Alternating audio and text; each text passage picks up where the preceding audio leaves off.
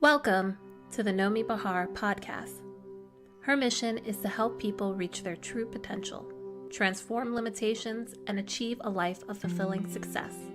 Nomi is a human potential expert, motivational speaker, and trained psychotherapist who created the highly acclaimed method and program Gates of Power. She is the author of the best-selling book Gates of Power, Actualize Your True Self, and founder of White Cedar Institute for Expanded Living. Let's think today about choices.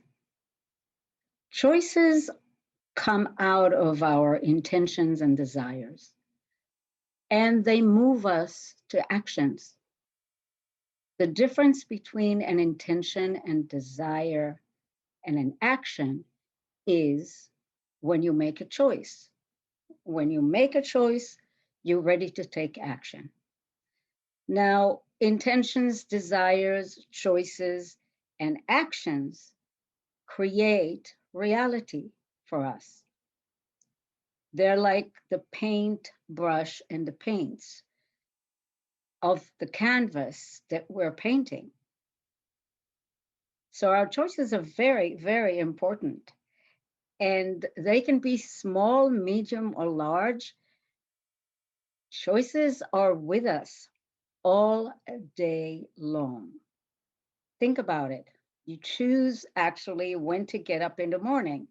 You choose what to eat. You choose what to put on. You choose what are the specific projects you want to attend to that day. You choose where you're going to go in the evening, what you're going to do, who you're going to do it with.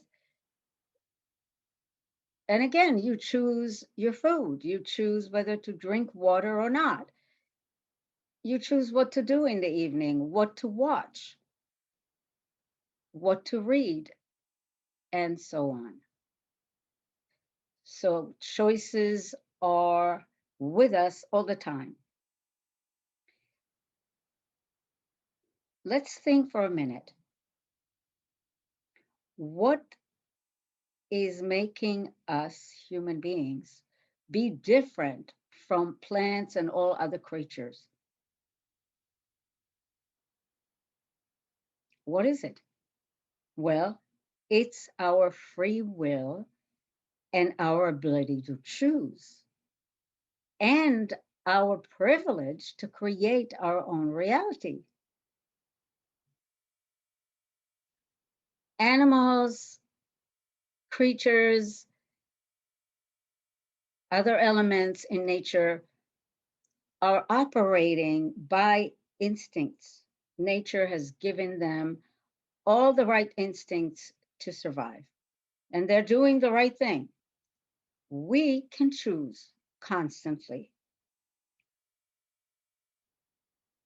Are we you are we really using this amazing privilege? How are we using it? Do you feel that you are truly free to choose? What does it mean being free to choose?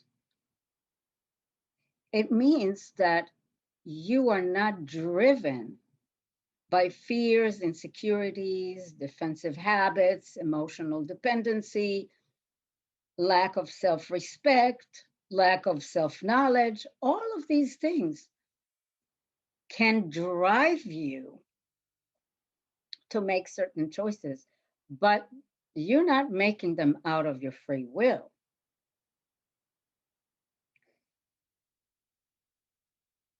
To make choices out of free will, you need to be pretty clear out of all these that I mentioned a minute ago: defensive habits, insecurities, fears, blockages, unresolved traumas, dependencies, addictions, all of that. And a very serious part of your journey here in this life is to clear yourself out of all of these so that you can begin to experience yourself as who you truly are. Each one of us has a very specific soul blueprint. And for each one of us, choices are very different.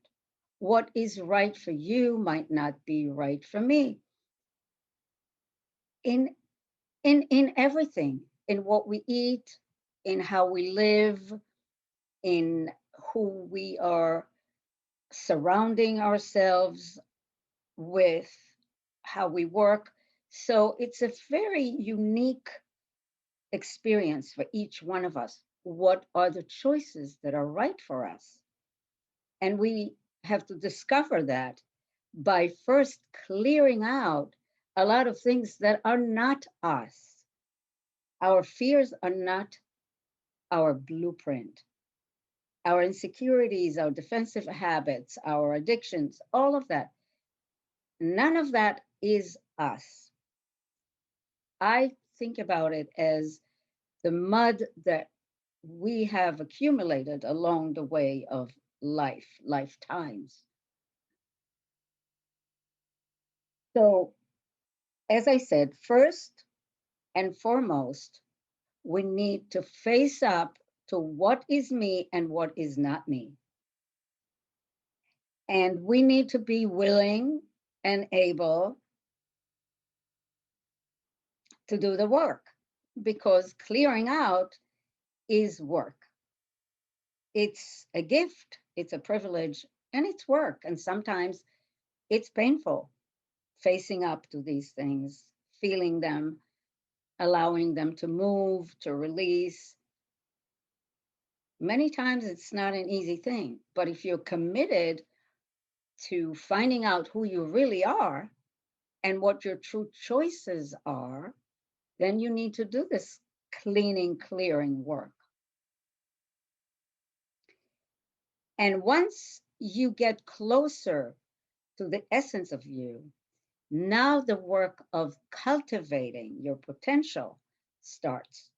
Actually, you do both of these very wonderful types of work pretty much together. But clearing is one thing, and cultivating potential, actualizing potential is another thing. They both are very related, obviously. I am thinking about myself in my early 20s and even early 30s. I made some very painful choices for myself in regards to my romantic relationships. I was coming from a very deep emotional dependency and a lot of fears. And my choices were painful. They created a desire in me to free myself from my dependency and my fears. And that was a good thing. And obviously, I got the therapy in my, the first year of my 30s. And I started working and worked pretty hard for long years to clear myself out and to find out and to begin to enjoy who I really was, who I really am. I can also think of a lot of cases of clients, but I'd like to tell you about two of them.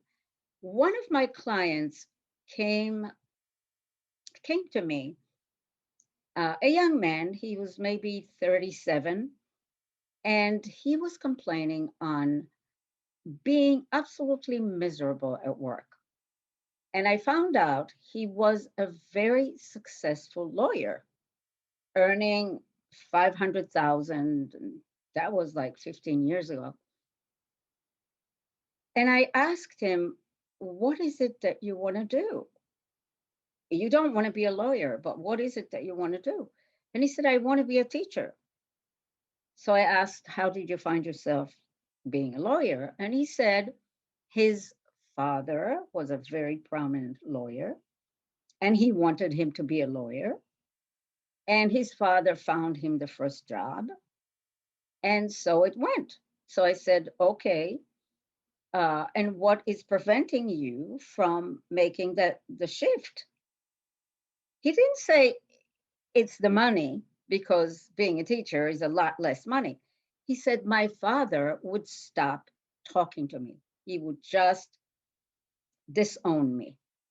And he was very afraid of that. So obviously we work it through, and his father did not disown him. He became a teacher.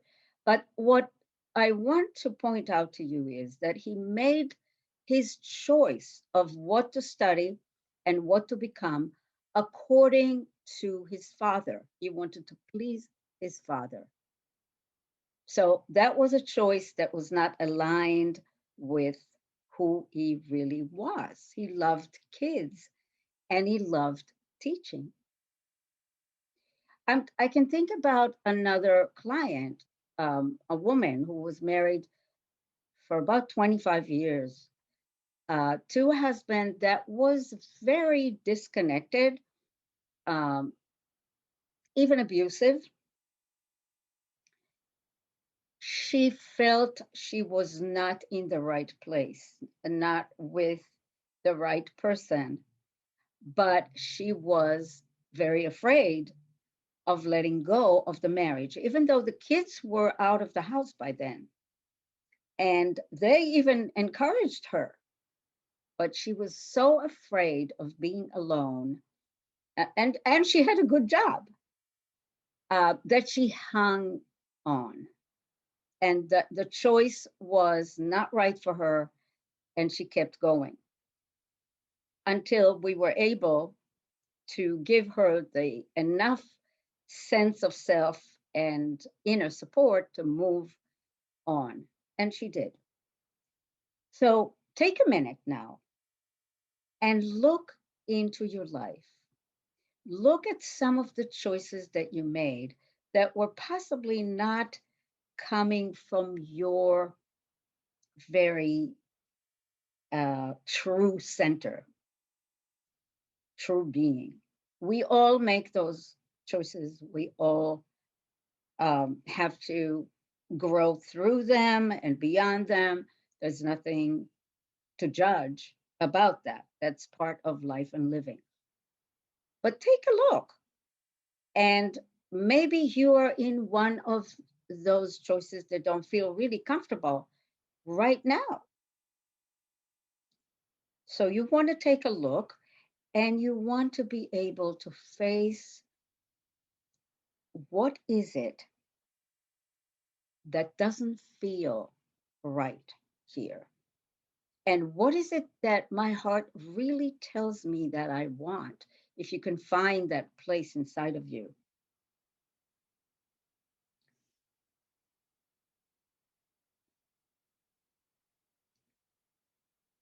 I hope that you can take yourself to a place, if you're not there yet, and you possibly are doing this work, but if you're not, step into the willingness to look directly at your fears, at your insecurities, at your dependencies and defensive behaviors, and begin to do the job of shedding them. You might need to do it with a good counselor in a good, maybe, program like Gates of Power. But it would be so liberating for you to shed those very constricting, confining places that block your energy, that block your heart, that doesn't that don't allow you to fly, to actually be fully who you are.